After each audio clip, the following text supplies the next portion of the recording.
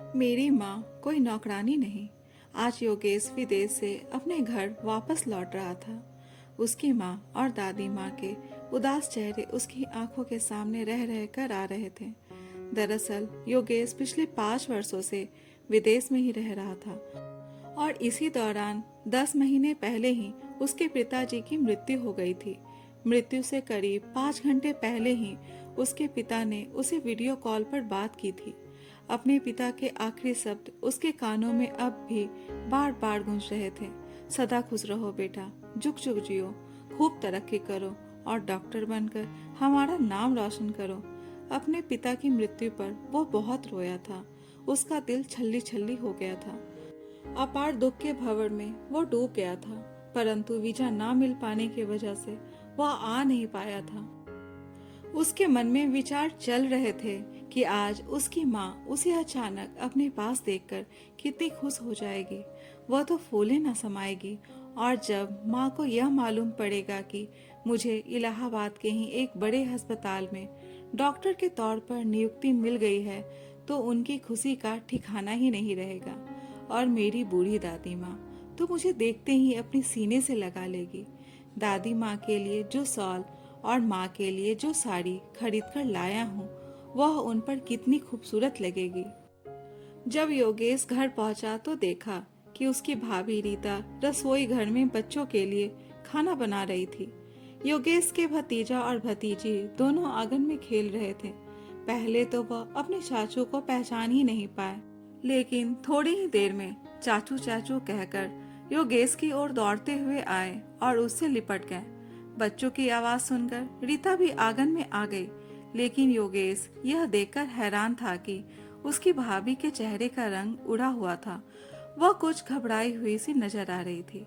योगेश को देखकर बोली, अरे भैया, आपने तो आने से पहले बताया भी नहीं।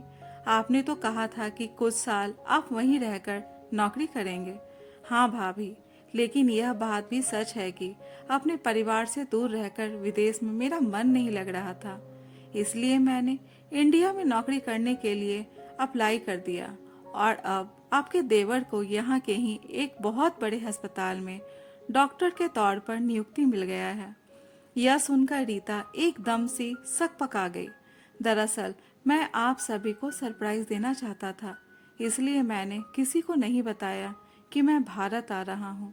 ऐसा कहते हुए योगेश अपनी माँ के कमरे में चला गया और बोला, माँ कहाँ हो आप? लेकिन उसे माँ कहीं नजर नहीं आई। माँ के कमरे से निकलकर वो अपनी दादी माँ के कमरे में गया। दादी माँ, देखो, आपका पोता वापस आ गया है आपके पास। लेकिन वह हैरान रह गया कि दादी माँ भी कमरे में नहीं थी। तभी योगेश का भतीजा पीछे से आया और बोला, चाचू, आप किसे ढूंढ रहे हैं? दादी और बड़ी दादी तो यहाँ नहीं रहती। तभी जल्दबाजी में उसकी भाभी रीता पानी और चाय लेकर आई। योगेश, जो अपने भतीजे की बात सुनकर आश्चर्य रह गया था, अपनी भाभी से पूछने लगा, भाभी, यह अंश क्या कह रहा है? अरे देवर जी, यह बच्चे तो कुछ भी बोलते हैं, रीता ने हड़बड़ाते हुए कहा और अंश को आंख दिखाकर बाहर जाने के लिए कहा। तभी योगेश बोला, लेकिन भाभी, माँ और दादी माँ है कहाँ? वह मुझे कहीं दिख क्यों नहीं रही हैं? तभी उसकी भाभी अपने चेहरे पर फीकी सी बनावटी मुस्कुराहट लिए बोली, अरे देवर जी, आपको बताया तो था, माँ और दादी माँ मथुरा वृंदावन की यात्रा पर गई हैं। पर यात्रा पर तो माँ और दादी माँ 1.5 महीने पहले गए थे। अब तक तो उन्हें आ जाना चाहिए था और मैं उन्हें कब से फोन लगाने की कोशिश कर रहा हूँ, पर उनका फोन लगता ही नहीं। अरे देवर जी, चिंता मत कीजिए, माँ जी का 1 हफ्ते पहले ही फोन आया था। उन्होंने बताया था कि उन्हें आने में कुछ और समय लग जाएगा। दरअसल वहाँ सिग्नल की प्रॉब्लम रहती है, जिस कारण उनका फोन भी नहीं लग रहा। परेशानी की कोई बात नहीं है, वह बिल्कुल ठीक है। इतना कहकर रीता वापस रसोई घर में खाना बनाने चली गई और योगेश थोड़ी देर के लिए अपने माँ पिताजी के कमरे में चला गया। वहाँ लगी पिताजी की तस्वीर को देखते हुए उसकी आंखों से आंसू बहने लगे और कहने लगा, देखिए पिताजी, आज आपके बेटे ने आपका सपना पूरा कर दिया। आज आपका बेटा डॉक्टर बन गया है और अपने देश लौट आया है। योगेश को वह दिन याद आने लगा जब उसने अपने परिवार वालों को यह खबर दी थी कि आगे की डॉक्टरी की पढ़ाई के लिए उसका एडमिशन विदेश के एक बहुत बड़े कॉलेज में हो चुका है। यह सुनकर परिवार के सभी लोग बहुत खुश हो गए थे। वहीं दूसरी ओर उनके मन में अपने बेटे से दूर होने की पीड़ा भी उनके चेहरे से साफ झलक रही थी। दादी माँ तो उसके विदेश जाने की बात सुनकर ही बहुत ज्यादा उदास हो गई थी, क्योंकि दादी के साथ योगेश का बचपन से ही खासा लगाव था। योगेश भी उनसे बहुत प्यार करता था। बचपन से लेकर बड़े होने तक योगेश अपनी दादी माँ के पास ही सोता था। उसे दादी माँ से कहानियां सुनना बहुत पसंद था। योगेश के बड़े भाई संजय ने पिताजी का बिजनेस संभाल लिया था और उसकी भाभी एक गृहिणी थी। योगेश की माँ सरस्वती जी से अब घर का काम कुछ ज्यादा नहीं हो पाता था। अब दादी माँ की भी कमर झुक गई थी, लेकिन संयुक्त परिवार था और सभी एक दूसरे का अच्छे से ध्यान रखते थे। योगेश के माता पिता अपनी माँ की पूरी सेवा करते थे। दादी माँ के खाने से लेकर दवाइयाँ तक का ध्यान सरस्वती जी ही रखती थी। जब योगेश ने उन्हें विदेश जाने की बात बताई तो उसकी माँ और दादी माँ बहुत दुखी हो गई थी। लेकिन उसके पिता ने उन्हें पूरा हौसला दिया कि योगेश जब डॉक्टर बन जाएगा तो ये कितनी गर्व की बात होगी। जिस दिन योगेश की फ्लाइट थी तो घर से निकलने से पहले योगेश अपनी दादी माँ का आशीर्वाद लेने गया तो दादी माँ ने अलमारी खोलकर दादाजी का ओम का लॉकेट निकाला और आशीर्वाद के रूप में उसके हाथ में रख दी और आंसुओं से डबडबाई आंखें लिए बड़े प्यार से उसकी ओर देखने लगी। तब योगेश ने कहा, दादी माँ इतनी उदास मत हो, मैं मिलने आता रहूंगा। योगेश को विदा करते समय उसकी माँ भी बहुत भावुक हो गई थी, लेकिन उसके पिताजी ने उसे आशीर्वाद देते हुए बहुत खुशी खुशी विदा किया। सबके आशीर्वाद से योगेश ने विदेश में खूब मन लगाकर पढ़ाई की और अपनी पार्ट टाइम जॉब से जो पैसे वो कमाता था उसका कुछ हिस्सा हर महीने अपने घर भी भेज दिया करता था। विदेश में रहकर उसे अपने घर की बहुत याद आती थी, परंतु वीजा न मिल पाने के कारण वह आ नहीं पाता था। अक्सर घर पर वीडियो कॉल से उसकी बात होती रहती थी, परंतु पिछले 1.5-2 महीने से कुछ ऐसा हो रहा था कि अपनी माँ और दादी माँ से उसकी बात नहीं हो पा रही थी। घर के बाकी लोग भी उससे बहुत कम बात करते थे। योगेश लगातार अपने पिताजी की तस्वीर को एकटक निहारता जा रहा था। तभी रीता कमरे में आई और बोली, देवर जी मैंने खाना बना दिया है, आप हाथ मुंह धोकर आ जाइए। लेकिन अपनी दादी माँ और माँ से इतने वर्षों के बाद मिलने का जो उत्साह योगेश के मन में था वो सारा उत्साह ठंडा हो गया था। इतने में उसके भतीजा भतीजी उसके पास आए और बोले, हमारे लिए क्या लाए हो चाचू। तभी योगेश ने उन दोनों को अपने बैग से ढेर सारे खिलौने और चॉकलेट निकाल कर दिए। पिताजी तो अब रहे नहीं और माँ और दादी माँ भी घर पर नहीं है। यह सोच सोचकर योगेश को ऐसा लग रहा था कि जैसे उसे अपना घर ही काटने को दौड़ रहा हो। शाम के समय जब उसका बड़ा भाई घर वापस आया तो थोड़ी देर के लिए योगेश ने उससे बातचीत की, परंतु आज बात करते हुए ना जाने क्यों उसे ऐसा लग रहा था कि कुछ ठीक नहीं है। उसे अपने भाई भाभी का व्यवहार बहुत अजीब लग रहा था। कुछ गड़बड़ तो है, बातों में बनावटीपन क्यों नजर आ रहा है मुझे, यह सोचकर उसका मन अशांत हो रहा था। अगले दिन योगेश ने अपने पिता की तस्वीर के आगे हाथ जोड़कर प्रणाम किया और अस्पताल के लिए निकल गया। जैसे ही योगेश अस्पताल पहुंचा तो अस्पताल के कर्मचारियों ने हाथ जोड़कर उसका अभिवादन किया। योगेश जैसे ही अपने कैबिन में पहुंचा तो सबसे पहले उसने दीवार पर अपने पिताजी की तस्वीर लगाई ताकि उसके पिता का आशीर्वाद हमेशा उसके साथ रहे। पिताजी, आपके बेटे ने आपका सपना पूरा कर दिया है।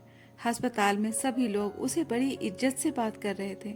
योगेश को भी मरीज का दुख दूर करके बहुत अच्छा महसूस हो रहा था। दोपहर के समय जब योगेश मरीजों का हाल चाल जानने के लिए अस्पताल में राउंड पर निकला तो अस्पताल के बेड पर लेटी हुई एक बूढ़ी महिला को देखकर उसका दिल करुणा से भर आया।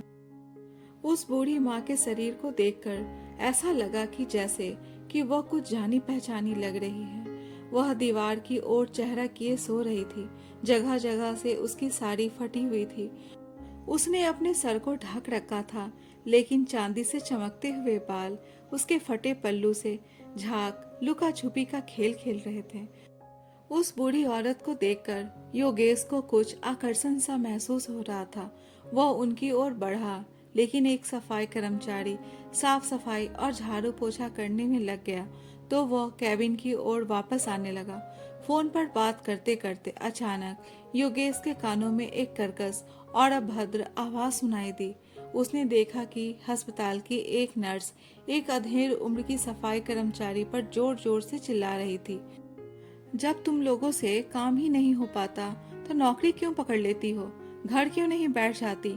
ढंग से न पोछा करती हो, न ही दूसरी साफ सफाई, तो यहाँ क्या कर रही हो? वह बेचारी महिला सफाई कर्मचारी सर झुकाए चुपचाप उसकी बातें सुनती जा रही थी। यह देखकर योगेश को बहुत बुरा लगा।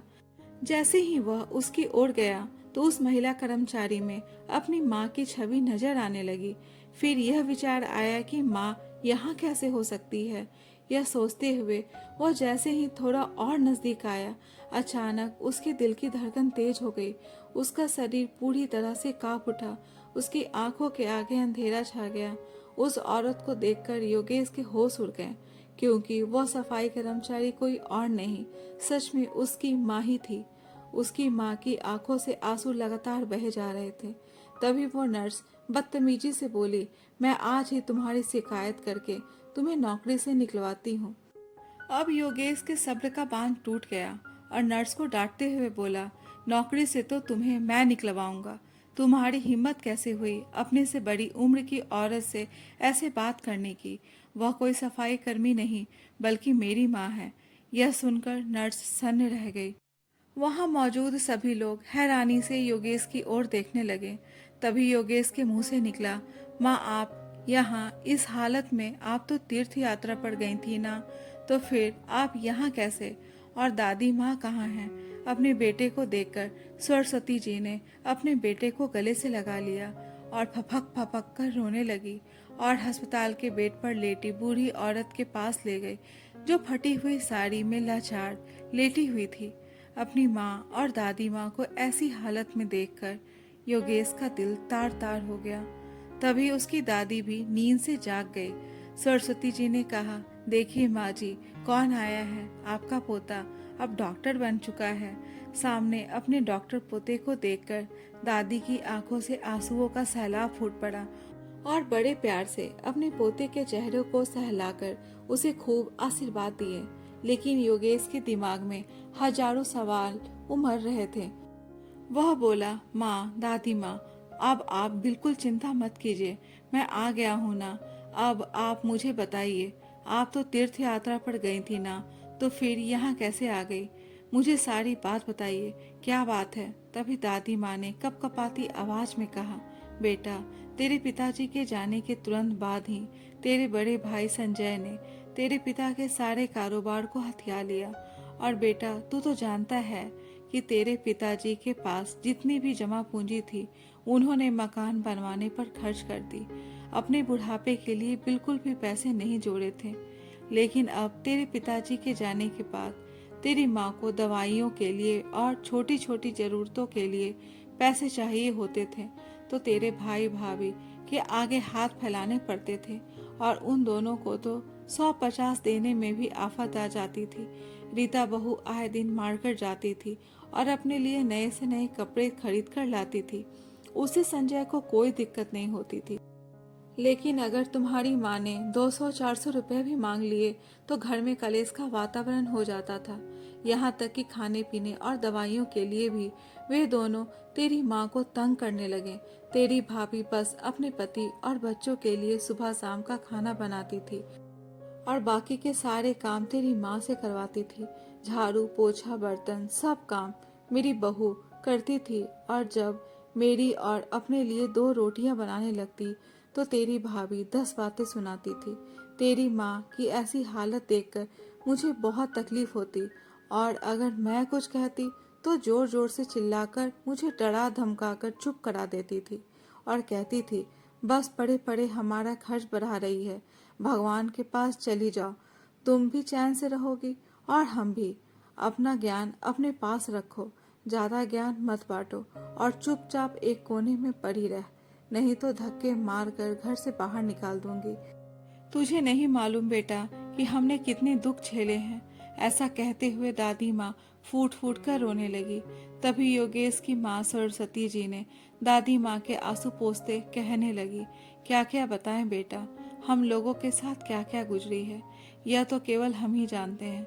माँ जी की दवाइयों के लिए तो संजय से बड़ी मुश्किल से पैसे निकलवा पाती थी, लेकिन जब मेरी भी तबीयत खराब रहने लगी तो मैंने उससे अपनी दवाइयों के लिए पैसे मांगने चाहे तो रीता बहू ने घर में झगड़ा शुरू कर दिया और कहने लगी, कोई काम धंधा तो करते नहीं है, बस मेरी छाती पर बोझ बनकर बैठी है। तुम्हारी माँ और दादी माँ, मैं इन लोगों के साथ नहीं रह सकती, आए दिन तो बीमार पड़ी रहती हैं। तुम्हारी माँ भी अब कोई काम नहीं कर पाती, मेरे बस का नहीं है इनको बना बना कर खिलाना और इनका सेवा करना। तुम ऐसा करो कि या तो इन्हें किसी वृद्धाश्रम में छोड़ दो या फिर घर से निकाल दो। रीता बहू की ये बातें सुनकर मुझे ऐसा लगा कि संजय उसे थप्पड़ लगा देगा और कहेगा कि मेरी माँ और दादी माँ के बारे में ऐसा बोलने की तुम्हारी हिम्मत कैसे हुई। लेकिन बेटा, मैं तो हैरान रह गई यह देखकर कि संजय को तो बहू की हर बात सही लग रही थी। इस बात के बाद करीब 5-6 दिन मुश्किल से बीते होंगे कि संजय मुझे कहने लगा कि मैंने इलाहाबाद में रहने वाले अपने मित्र से माँ जी की तबीयत के बारे में बात की है। वह इलाहाबाद के एक बड़े अस्पताल में काम करता है। उसने डॉक्टर से कल की अपॉइंटमेंट फिक्स करवा दी है। आपकी भी तबीयत ठीक नहीं रहती तो आपको भी साथ में ले जाएंगे। बस आप कल तैयार रहना और हाँ, वहाँ 2-4 दिन रुकना पड़ सकता है, इसलिए अपने और दादी माँ के 2-2 जोड़ी कपड़े भी रख लेना। बेटा, मैं तो बहुत खुश हो गई थी कि चलो हमारे बेटे को हमारी कुछ तो चिंता है, इसलिए मैं जल्दी से पैकिंग भी कर ली। अगले दिन रीता और संजय हमें गाड़ी में बैठाकर यहाँ ले आए। उन्होंने बाहर लगे कुर्सी पर हमें बैठा दिया और यह कहकर वे दोनों चले गए कि हम डॉक्टर से नंबर लगवा कर आते हैं। मैं और माँ जी बहुत देर तक यहीं बैठे रहे और उन दोनों के आने का इंतजार करते रहे कि कब वे आएंगे और हमें डॉक्टर के पास दिखाने लेकर जाएंगे। बैठे बैठे न जाने कितने घंटे बीत गए, लेकिन उन दोनों का तो कुछ भी अता पता न था। मुझे तो चिंता हो रही थी कि आखिर वे लोग कहाँ गए। मैं अस्पताल के बाहर घबराई हुई हर जगह अपने बेटे बहू को ढूंढने लगी। ढूंढते ढूंढते शाम हो गई, लेकिन दोनों में से कोई भी नहीं आया। जो बात मैं नहीं समझ पाई वह बात माँ जी समझ गई कि वे दोनों हमें इतने बड़े शहर में किसी बड़े डॉक्टर को दिखाने के लिए नहीं लेकर आए थे, बल्कि वह तो हमसे छुटकारा पाने के लिए यहाँ लेकर आए थे और इतने बड़े शहर में हमें भीख मांगने के लिए छोड़कर चले गए हैं। रीता बहू ने जो उस दिन कहा था उसे संजय ने सच साबित कर दिया। अपने भाई भाभी की करतूत सुनकर योगेश को बहुत ज्यादा गुस्सा आ रहा था। सरस्वती जी आंखों में आंसू लिए बोली, बेसहारा करने से पहले उन दोनों ने हमारे बारे में एक बार भी नहीं सोचा कि हम बुजुर्ग औरतों का क्या होगा। और दादी माँ के कंधे पर सर रखकर सिसक सिसक कर रोने लगी। आखिर हमने क्या कमी छोड़ दी थी अपने बच्चों की परवरिश में, जो अपने ही बेटे ने हमें यह दिन दिखा दिया। लेकिन उसी समय मैंने महसूस किया कि माँ जी को तेज बुखार हो रहा था। मैं बिना कुछ सोचे समझे माँ जी को अस्पताल में ले गई। डॉक्टर को दिखाया तो माँ जी को अस्पताल में एडमिट करने की सलाह दी। लेकिन बेटा, इतने पैसे तो मेरे पास भी थे नहीं कि मैं इतने बड़े अस्पताल का खर्च उठा पाती। बस हाथ में तेरे पिताजी की दी हुई सोने की अंगूठी थी, उसी को बेचकर जैसे तैसे कुछ पैसों का इंतजाम किया तो माँ जी का इलाज शुरू हो पाया।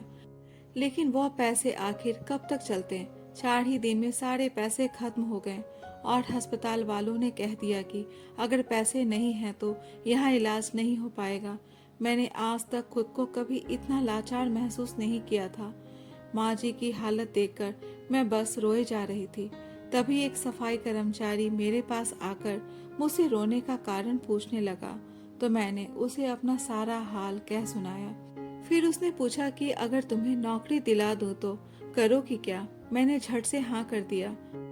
उस भले आदमी ने अस्पताल में बात करके मुझे सफाई कर्मचारी का काम दिलवा दिया।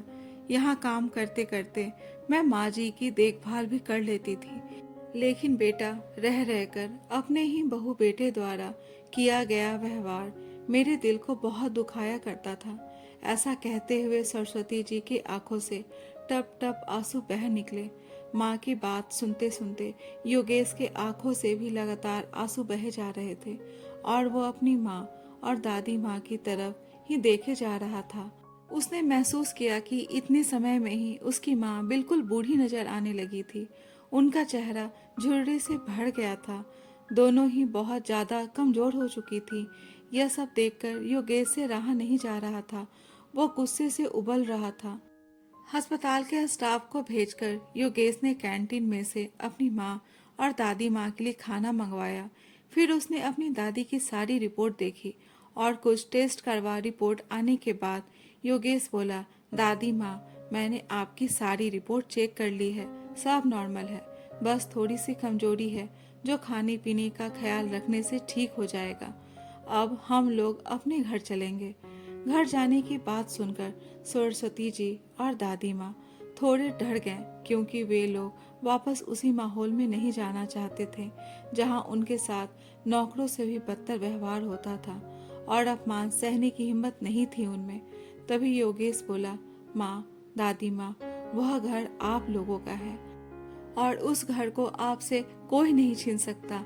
आप चलिए मेरे साथ। शाम के समय अपनी माँ और दादी माँ को कार में बैठाकर योगेश उनके साथ घर पहुंचा, लेकिन अपने भाई भाभी को सबक सिखाने के इरादे से वह अकेले ही घर के अंदर आया। घर में उसकी भाभी रीता की जन्मदिन की पार्टी चल रही थी। रीता और संजय अपने मित्रों के साथ नाच गा रहे थे। योगेश ने घर में पहुंचते ही म्यूजिक बंद करवा दिया। तभी रीता झुंझलाते हुए बोली, यह क्या बदतमीजी है? आप लोगों के सवाल का जवाब मैं बाद में दूंगा। पहले मुझे यह बताइए कि मेरी माँ और दादी माँ कहाँ पर है? मुझे अभी के अभी उनसे बात करनी है। तभी उसका भाई बोला, तुम्हें कितनी बार बताया है कि वे दोनों केदारनाथ की यात्रा पर गए हैं। अच्छा, लेकिन उस दिन तो भाभी ने कहा था कि वो मथुरा वृंदावन की यात्रा पर गई हैं। यह सुनकर उसका भाई घबरा गया। योगेश के सब्र का बांध टूट गया और चिल्लाते हुए बोल पड़ा, कितना झूठ बोलेंगे आप लोग? सच सच क्यों नहीं बताते कि आपने उन दोनों को धोखे से घर से बाहर निकाल दिया है? और योगेश ने अपनी माँ और दादी माँ को आवाज लगाकर घर के अंदर बुलाया। सरस्वती जी ने घर में आते ही अपने बेटे और बहू के गाल पर जोरदार तमाचा जड़ दिया। घर में उपस्थित सभी मेहमान यह सारा नजारा देख रहे थे। जो लोग अभी तक उनसे हंसकर बातें कर रहे थे और पार्टी का आनंद उठा रहे थे, वे लोग अब उन्हें घृणा की नजर से देखकर उनकी थू थू करने लगे। धीरे धीरे करके सभी लोग चले गए। थोड़ी ही देर में वहां पुलिस भी हाजिर हो गई। तब योगेश ने कहा, इंस्पेक्टर साहब, यही वो लोग हैं जिन्होंने मेरी माँ और दादी माँ के साथ जानवरों से भी बदतर हाल किया है। उन्हें उन्हीं के घर से निकाल दिया और रास्ते पर भीख मांगने के लिए छोड़ दिया है। जिस दुकान पर मेरे भाई ने कब्जा कर लिया है, वह दुकान भी मेरी दादी माँ के नाम पर है। जैसे ही रीता और संजय ने पुलिस को देखा तो उनकी आंखों के आगे अंधेरा छा गया। उन्हें तो दिन में तारे नजर आने लगे। वे दोनों झट से अपनी माँ और दादी माँ के पैरों में गिर गए और बोले, हमें माफ कर दीजिए माँ जी, हमसे बहुत बड़ी गलती हो गई। तभी सरस्वती जी ने कहा, जो गलती तुम लोगों से हुई है उसके लिए मैं तो क्या, भगवान भी तुम्हें कभी माफ नहीं करेगा। अब मेरा केवल एक ही बेटा है, योगेश। तभी पुलिस कांस्टेबल बोला, अब चलिए, बाकी की बातें जेल में चलकर करेंगे।